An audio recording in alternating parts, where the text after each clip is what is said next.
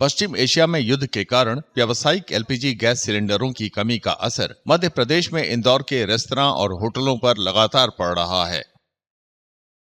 यहाँ के मालिक अब खाना पकाने के लिए कोयले के चूल्हे, लकड़ी के चूल्हे, डीजल बर्नर और इलेक्ट्रिक इंडक्शन कुकर जैसे विकल्पों का इस्तेमाल कर रहे हैं। बढ़ती लागत की भरपाई के लिए खाने पीने के सामानों की कीमतें बढ़ाई जा रही हैं। ग्राहकों को चाय, पोहा, समोसा और जलेबी जैसे लोकप्रिय पकवानों के लिए ज्यादा खर्च करना पड़ रहा है। हो गई ना, कच्चे भी हो गई है, फिर ये नाश्ते भी बढ़ा दिया हमने, टंकी भी नहीं मिल रही है। जहाँ 2200 की मिले तो 3500 हो गए, 4000 हो गए, छोटी 2500 की आ रही है। अच्छा, ग्राहकी पर कोई असर पड़ा? हाँ, ग्राहकी पड़ गया ना, ग्राहकी भी कम हो गई है। अच्छा, दूसरा ये कि समोसे, चाय और अन्य सामान जो है, हाँ, कितना रेट बढ़ा है? 5 रुपये बढ़ा दिए। 10 का मिलता था, 15 का मिलता था, 20 कर दिए। पोहा पहले कितने का मिलता था? 15 का 20 कर दिए। होटल मालिकों का कहना है कि खाने के सामानों की कीमत बढ़ाने से उनके कारोबार पर बुरा असर पड़ रहा है। बहुत तरह का बहुत ज़्यादा परेशानी आई है। कुछ कोयले पे चला रहे हैं, कुछ डीजल पे चला रहे हैं, कुछ इलेक्ट्रिक पे चला रहे हैं और कुछ ब्लैक में टंकी ला के भी चला रहे हैं। व्यापार 40% ही रह गया, 100% का 40%। अब वो क्या सीधा ग्राहकों पे असर पड़ता। वो ग्राहक तो जो मतलब 100 रुपये में हम थाली बेचते थे, वो 60, 70, 80, 50 में अपन 120 का पूरा धंधा ही कमज़ोर हो गया।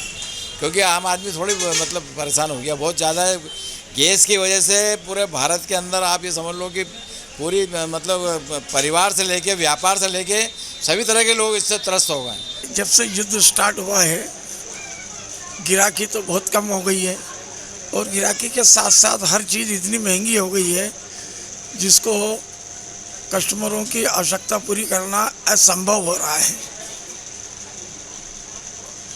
जब तक ईंधन का होटल लाइन में ईंधन का इंतजाम नहीं होगा, जब तक ना कस्टमर की आवश्यकता पूरी कर सकते हैं और ना अन्य काम कुछ कर सकते हैं।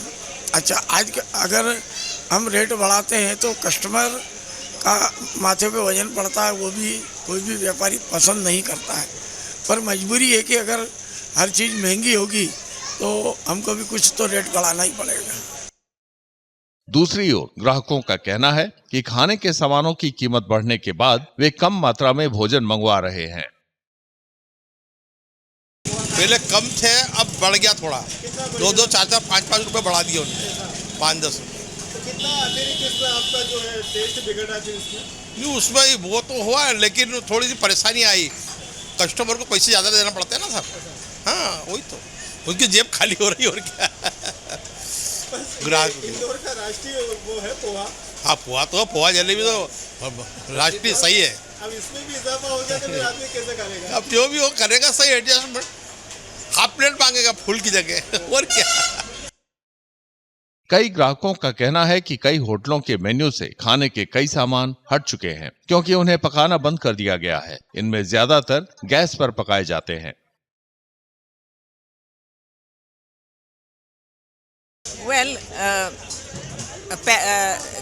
दाम तो बढ़ गए हैं कई जगह पे, पर कल हम खाने के लिए गए थे यहाँ पे भोजनालय में, वहाँ पे कई आइटम अवेलेबल नहीं था।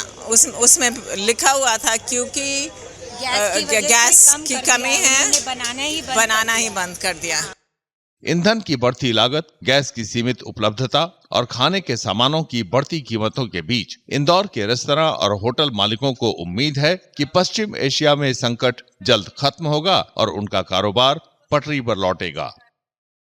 अगर आप ये वीडियो YouTube पर देख रहे हैं तो हमारे चैनल को सब्सक्राइब करें और बेल आइकन को दबाना ना भूलें। अगर आप Facebook पर ये वीडियो देख रहे हैं तो हमारे पेज को लाइक करें।